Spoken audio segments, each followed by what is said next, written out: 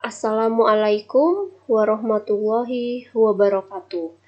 Hari ini Ibu akan menjelaskan tentang apa itu resep ya. Kalian sambil dibuka bukunya di bab 3 yaitu resep dan salinan resep. Buka di buku paket dasar-dasar kefarmasian pada bab 3. Jadi hari ini Ibu akan menjelaskan mengenai resep ya, bagaimana cara menganalisis suatu resep. Jadi seorang calon farmasis kalian harus tahu apa itu resep. Jadi definisi resep yaitu permintaan tertulis dari dokter gigi, dokter hewan, atau dokter yang memiliki izin praktek ya, dalam hal ini adalah SIP, surat izin praktek untuk dokter. Jadi SIP itu surat izin praktek untuk dokter kepada apoteker, pengelola apotek, atau bisa disingkat dengan apa? Apoteker pengelola apotek atau apoteker penanggung jawab apotek untuk menyediakan dan menyerahkan obat bagi penderita sesuai peraturan perundang-undangan yang berlaku. Nah, di sini ada contoh dari belangko resep. Jadi yang namanya belangko resep itu adalah resep kosongan seperti ini ya. Jadi belum ada nama obat dan nama pasien. Ya, pro ini nama pasien. Nah, di sini juga tanggalnya masih kosong. Nah, di sini ada contoh belangko resep dokter umum. Nah, kalau seperti ini berarti dokter umum. Nah, di sini ada SIP-nya. Kemudian ada alamatnya di mana, kemudian ada nomor teleponnya. Ya, di sini juga ada contoh belangko resep dari klinik Ana Husada misalnya ya. Jadi ada alamat juga, nomor telepon sama nomor SIP. Di sini ada dokter dan tanggalnya juga. Kemudian di sini juga ada contoh resep dari dokter. Nah, ini resep dari dokter. Misalnya di sini resep dari rumah sakit. Ya, ini dari rumah sakit ada alamatnya, kemudian ada nomor teleponnya karena ada rumah sakit. Di sini ada nama dokternya, itu pasti ada. Ya, di rumah sakit banyak poliklinik, di sini pasti ada nama poliklinik, misalnya dari anak atau paru atau penyakit dalam dan lain sebagainya ya. Di sini juga ada tanggal penulisan resep di sini. Harus ada tanggal penulisan resep. Kemudian ada nama bahan obatnya, jumlahnya. Ya, di sini nama pasien pro ini, kemudian umur. Ya, pasti ada umurnya. Dan di sebelahnya ini ada contoh rumah sakit hewan pendidikan. Nah, jadi di sini ada contoh dokter hewan. Nah, di sini ada nama dokter hewannya siapa. Ada tanggal penulisan resep juga. Dan karena hewan, rumah sakit hewan, jadi pro-nya ini atau pasiennya adalah hewan, entah itu kucing, kura-kura, anjing, dan ada pemiliknya. Jadi dalam arti umum, resep itu sendiri adalah formula medika. Ya, formula medika. Jadi formula medika itu juga terdiri atas 3 formula. 3 formula. Apa aja? Yang pertama, formula officinalis. Jadi formula officinalis itu adalah resep yang tercantum dalam buku farmakope atau buku standar. Misalnya dari buku Formularium Medicamentorum Selectum atau FMS. Ya. Jadi formula officinalis ini adalah resep dari buku standar, bisa disebut dengan resep standar. Formula officinalis bisa disebut dengan resep standar. Yang kedua ada formula magistralis, itu adalah resep yang ditulis oleh dokter, kadang merupakan gabungan dari formula officinalis. Jadi biasanya formula magistralis ini disebut dengan resep racikan. Ya, misalnya kapsul, kemudian bedak atau puyer. Ya, resep racikan puyer, kapsul itu resep racikan. Jadi formula magistralis disebut juga dengan resep racikan. Kalau formula officinalis disebut juga dengan resep standar. Yang ketiga adalah formula spesialitis. Formula spesialitis itu adalah resep yang ditulis yang mengandung obat paten atau generik, di mana komposisinya itu sudah ditentukan oleh pabriknya. Ya, ini Ibu kurang nulisnya pabriknya. Jadi komposisinya itu sudah dari pabriknya. Jadi yang namanya formula spesialitis itu disebut juga resep obat paten atau obat generik. Nah, gimana contohnya? Nah, di sini ada contoh formula medica. Yang pertama formula officinalis, yaitu ini resep standar. Ada di buku FMS. Namanya Formularium Medicamentorum Selectum. Misalnya yang ini ya, Potsio, contohnya Potsio alba contratusim. Sinonimnya adalah obat batuk putih. Ini kandungannya. Ya, yang ini juga Potsio nigra contratusim, obat batuk hitam. Ya, di sini juga ada kandungannya. Selanjutnya, yang nomor 2, contoh dari formula magistralis. Tadi formula magistralis adalah resep racikan. Nah, di sini ada resep racikan. Ini disuruh membuat pulveres, yaitu serbuk terbagi atau puyer, pulveres. Ini resep racikan, disuruh buat puyer. Ya, yang ketiga adalah formula spesialitis. Formula spesialitis itu tadi resep yang mengandung obat generik atau obat paten. Nah, ini obat generiknya paracetamol. Obat patennya adalah amoxan kapsul dan mevinal kapsul. Ya, ini adalah contoh-contoh dari formula medica. Selanjutnya, nah di dalam resep itu harus lengkap ya. Jadi ada kelengkapan resep. Apa itu kelengkapan resep?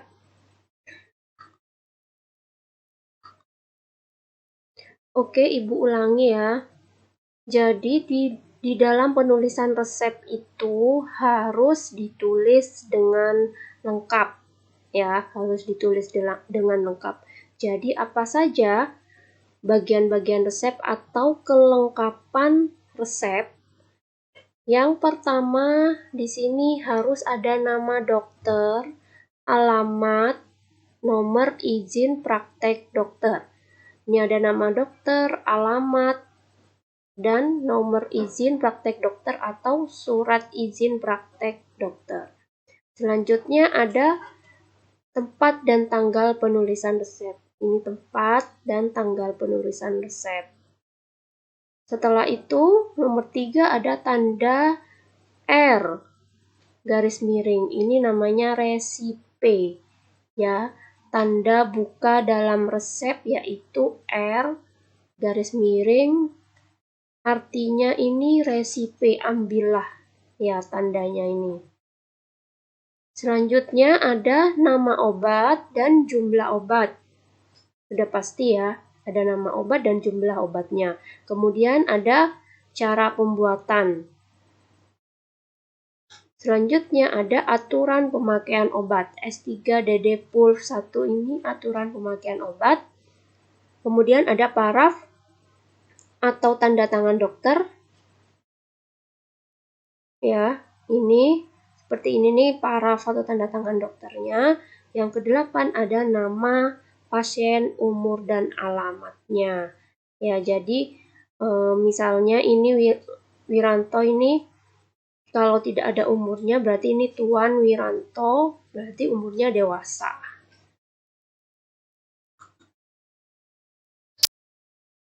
Masih di kelengkapan resep.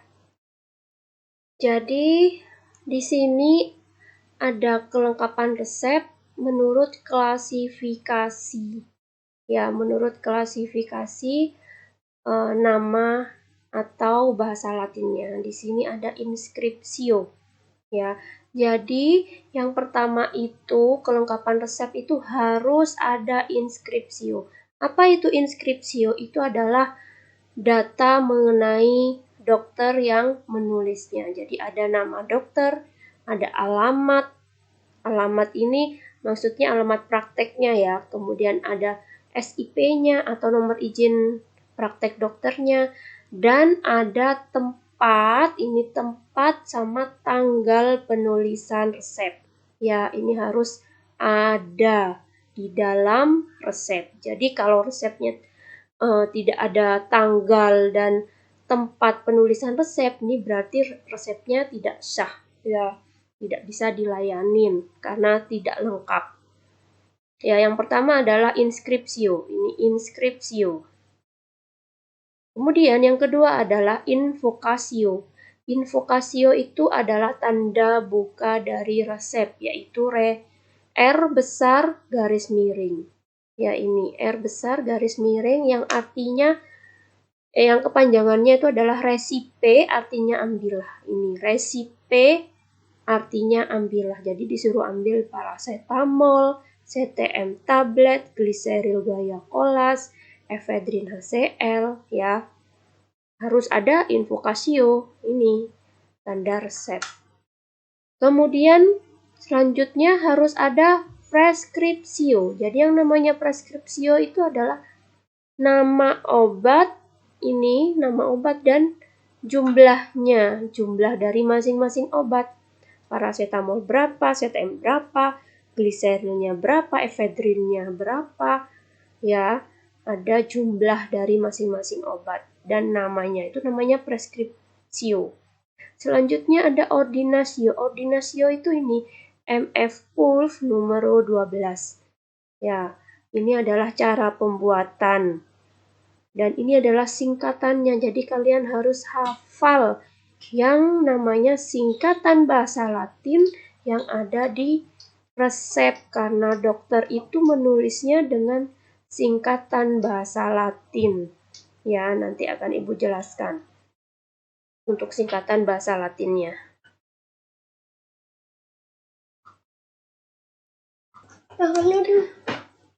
Setelah cara pembuatan atau ordinatio, ada aturan pemakaian, yaitu signatura. Signatura itu aturan pemakaian obat.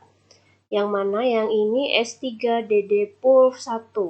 Signa 3 kali sehari 1 bungkus. Ya, artinya ini. Arti dari singkatan ini. Selanjutnya, nomor 7 ada paraf atau tanda tangan dokter, disebut juga sebagai subscriptio. Subscriptio, paraf atau tanda tangan dokter yang ini. Ya, itu adalah klasifikasi kelengkapan resep. Ada 6. Inscriptio, prescriptio, ordinatio, signatura, subscriptio, dan invocatio. Selanjutnya di sini ada komponen resep. Komponen resep ada 4 bagian, yaitu yang pertama remedium kardinal, yang kedua remedium adjuvans, yang ketiga corrigens, dan yang keempat excipiens. Ya, jadi kita akan bahas satu-satu. Komponen resep yang pertama ada remedium kardinal. Apa itu remedium kardinal? Yaitu bahan obat utama atau bahan aktifnya, atau bahan obat yang berkhasiat. Yang nomor 2, remedium adjuvans.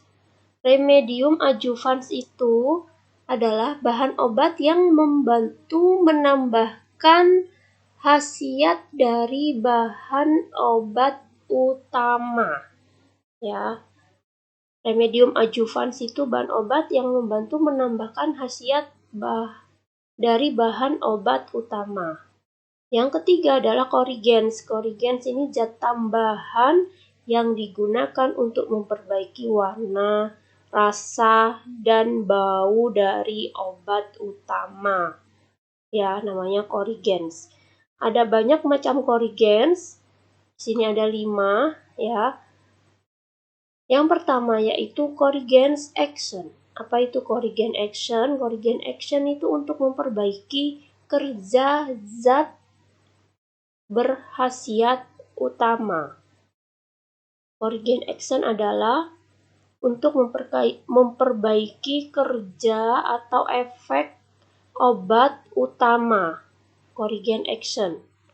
Misalnya, contohnya OPI pulvis sebagai zat khasiat utama memiliki efek samping menyebabkan sembelit pada pasien. Jadi harus ditambahkan kali sulfat sebagai pencahar atau memperbaiki kerja dari pulvis OPI tersebut, ya, sambil dibuka bukunya. Contoh dari korigens action. Selanjutnya ada korigens odoris. Korigen odoris itu gunanya untuk memperbaiki bau dari obat yang tidak enak. Untuk memperbaiki bau dari obat yang nggak enak.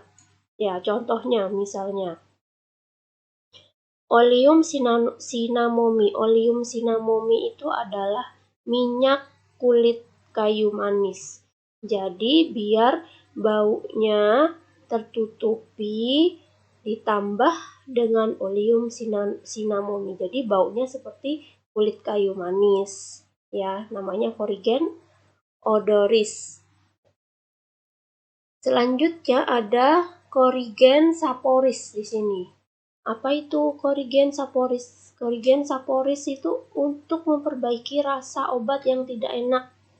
Ya, jadi ada rasa obat yang pahit atau yang nggak enak, itu ditambahin dengan korigen saporis.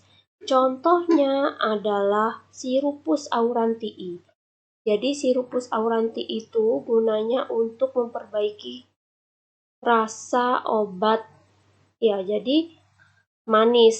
Ya, rasa obat yang pahit itu jadi manis. Manis seperti sirupus aurantii. Sirupus aurantii itu adalah sirup jeruk manis, ya. Sirupus aurantii itu sirup jeruk manis. Jadi rasanya seperti jeruk. Selanjutnya ada korigens kaloris. Korigens kaloris ini untuk memperbaiki warna obat. Misalnya karmin, warna obat putih menjadi merah. Jadi bisa warna obatnya jadi cantik. Ya, warna obat yang putih. Selanjutnya ada korigen solubilis. Korigen solubilis itu gunanya untuk memperbaiki kelarutan dari obat utama. Korigen solubilis. Contohnya misalnya iodium yang tidak larut dalam air. Jadi harus ada penambahan kalium iodida sehingga menjadi mudah larut dalam air. Ya, itu contohnya dari korigen solubilis. Kemudian yang keempat ada eksipien atau konstituen.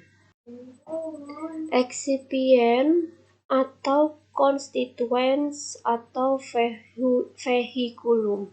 Eksipien, konstituens, atau vehikulum. Jadi nama lainnya ada 3 ya, atau sinonimnya ada 3. Yaitu merupakan zat tambahan. Ya, jadi bahan obat yang bersifat netral dan dipakai sebagai bahan pengisi dan pemberi bentuk. Contohnya laktosum pada serbuk, amilum, dan talkum pada bedak tabur. Ya, jadi komponen resep jangan lupa ada 4. Ya, ada 4 jenis yang biasa terdapat di dalam resep. Sekian penjelasan dari Ibu untuk resep pada hari ini. Ya, ini adalah resep part 1 atau bagian 1. Selanjutnya, Ibu akan menjelaskan resep pada bagian kedua atau part 2. Sekian dan terima kasih. Wassalamualaikum warahmatullahi wabarakatuh.